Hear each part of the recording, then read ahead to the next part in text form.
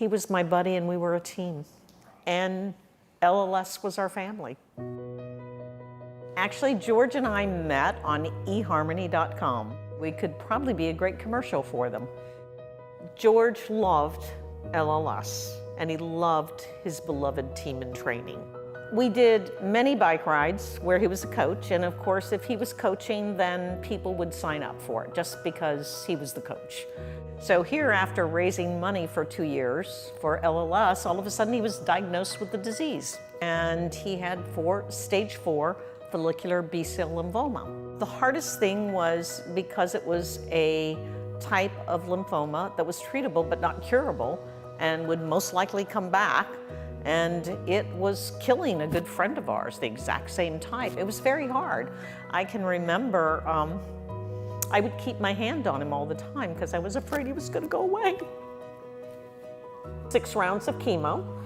In between 5 and 6, we actually had trained for that bike ride. He was supposed to coach, and we did 109 miles. Now, it took us 10 hours instead of 6, but we completed it. And that was just his strength. I think it was him saying, I need to control something in my life. And he beat it. I mean, it never came back. And he handled it with such grace. And every chemotherapy, we had people from LLS and team in training that all came and visited us. It was like a party.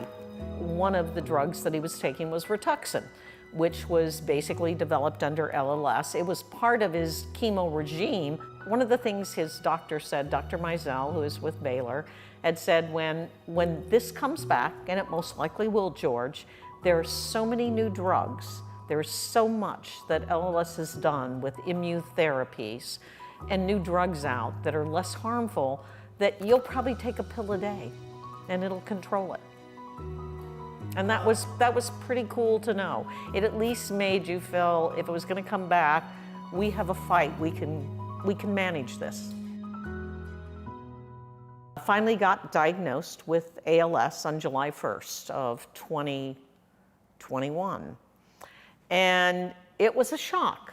During that time, this was not a blood cancer, but LLS, the team in training, the whole regional board, the whole organization just wrapped their arms around us and supported us and made us feel loved and cared for. It's just a phenomenal organization. You don't see them on TV. They don't do a lot of advertising because that's not where they put their money. They put it into the research, and they're going to make a difference.